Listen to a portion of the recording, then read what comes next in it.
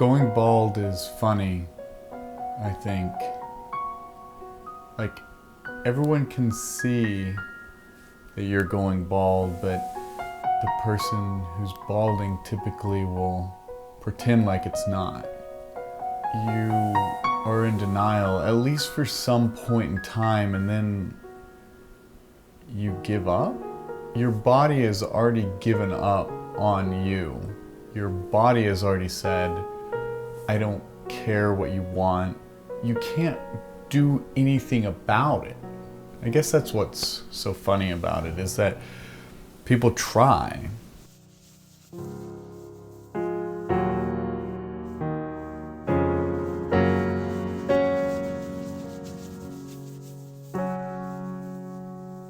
I'm Sethward and I have early onset balding. However, I'm well into my 30s now, so I guess it's more like just onset balding. Hair itself is funny. It's like cutting your own hair is essentially like home surgery. You have a piece of your body in your hand afterwards. Like you're holding a part of your body. I think people that are balding have an interesting relationship with haircuts. I think that's why you see so many people who are balding have really long back hair, because I mean, I'm terrified to cut it. I don't want to cut it. It's cutting itself. Let it live. Instead of it called hair loss, it should be called hair find, because frankly, you're finding your hair in places it shouldn't be. It's in your comb, it's in your hand, it's in your shower drain. You didn't lose it, you know where it is. I remember when we were younger, people said, oh, you're balding. Like they were excited to be the first ones to tell me that I was balding, like I didn't know. And for a long time I would say, no, I'm not. I don't have a receding hairline, I have a receded hairline. Like I was born with it really far back. It's receded.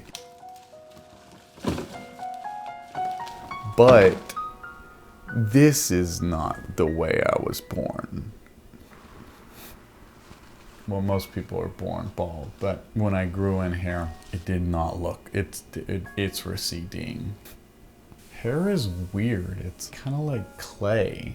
Like you can use a hair as art and sculpt it in a way that reflects your personality, but if you're balding, it essentially, nature did all the sculpting for you. You don't have many options, and it never looks good. It looks like a kindergartner trying to Play-Doh.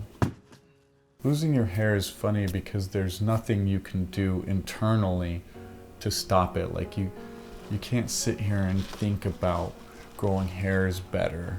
You can't just like rub it until it like shoots out. Like you have to get outside intervention.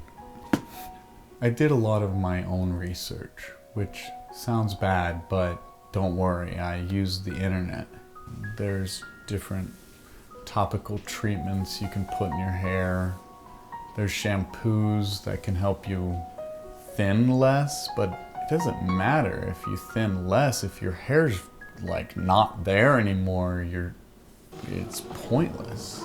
There's all sorts of weird things you can do to, I don't know, cover up. You can tattoo your head to make it look like you have hair. You can roll this like roller that has like micro needles on it. It's supposed to stimulate your hair. There's also like a cap you can wear that has lasers, and apparently these work on some people, but it's like not very definitive. I mean, there's a plethora of pills you can put inside of your body, like finasteride, which I think is the same thing as Propecia, which is also the same thing as dutasteril. Then there's like Rogaine, which is the same thing as minoxidil. That sounds like poison. I think they all make your wiener not work. But I mean, might as well try it, because you're not going to be able to work your wiener if nobody wants to look at you. Like the only thing that's gonna get your hair back is like surgery, which is crazy. Doctor goes in and digs out parts of your hair in the back where you have thicker hair, and then they transplant it by digging another hole into the bald spot and then shoving it in. Then it just survives in the new spot. They even have robots that will do it. Robots are a little scary. What's really cool about that is that they can take a hair from the back of your head and they could put it anywhere on your body and it would just live there. I could make my eyebrows really long. They said that you could transplant from pretty much any piece of hair on your body. I could take hairs out of my upper lip, put them on my head. Or, I don't know, like I've got nipple hairs that I don't really care about, or other places on my body.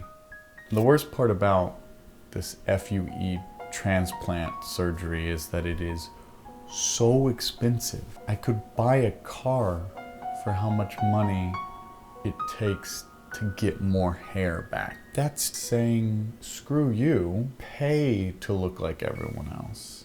Maybe I should just be okay with this look. Maybe you should accept and not yearn for the grass is greener, the hair is longer. But also you should love your body, and I'm in the society and I should assimilate.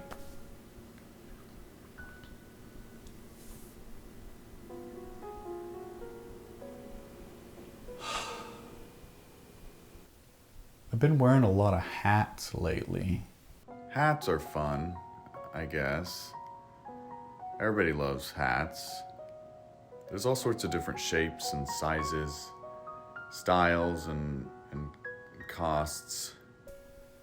Hats are great when you have an option to wear them, but they're not cool when they're like forced upon you, if you like have to wear them.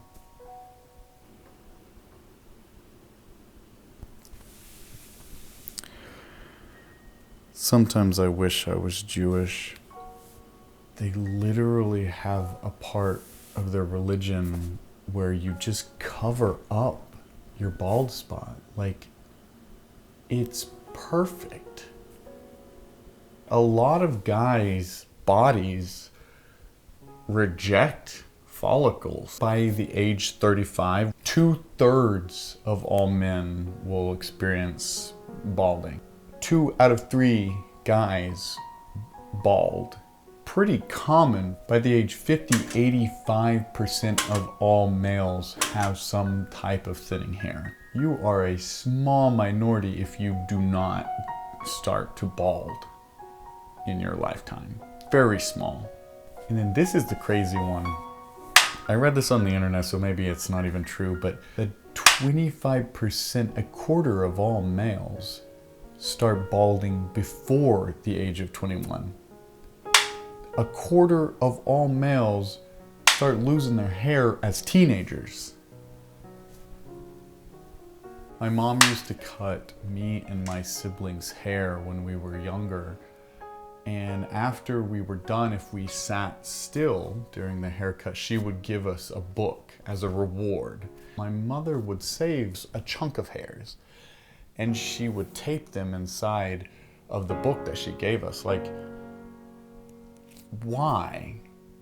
Well, it was, I guess, her way of remembering that, like, we did have hair once. Like, was that her mean way of saying, hey, remember when you had hair, Seth? Now when you read any of your past books, the first page is gonna have your previous hair. You don't have that anymore. Must suck for people named Harry who are balding. They're like a walking contradiction. I think my family was the first one to call me out, make me realize that I was I was balding. Every Christmas there's a big joke and they let me know that I have the worst head of hair. And I know that sounds sad, but I'm a comedian. I should be able to laugh at it because balding is funny. It's funny to make fun of people balding. It's funny for balding men to make fun of that can't do hair anymore. Don't get me wrong, in the grand scheme of things, losing your hair is a fairly petty thing to be, complaining about. But as a straight white male, I feel like this is the thing I should latch on to and make you feel sorry for me. I have nothing else to complain about. And I need sympathy. What am I supposed to live my entire life without getting any kind of sympathy? What am I, an animal? Do you know that also animals experience types of balding? I think. I guess I'm making this video because I'm processing. Maybe that's why I have a mustache. I'm overcompensating for the lack of hair on my head. It's like I was testing out, what does it look like if I choose to put my hair elsewhere? Like I chose to put hair on my upper lip. I could get surgery and choose to put my hair somewhere else. I can barely pay rent as an artist, but maybe I should spend a fortune on more hairs. Most clowns, they're balding. Why? Because balding is funny. So maybe it's a good thing that I'm balding. Maybe if I lose just the hair right here, I can color it red or rainbow and I'll be a better clown. I won't have to take those pills and I can use my wiener again.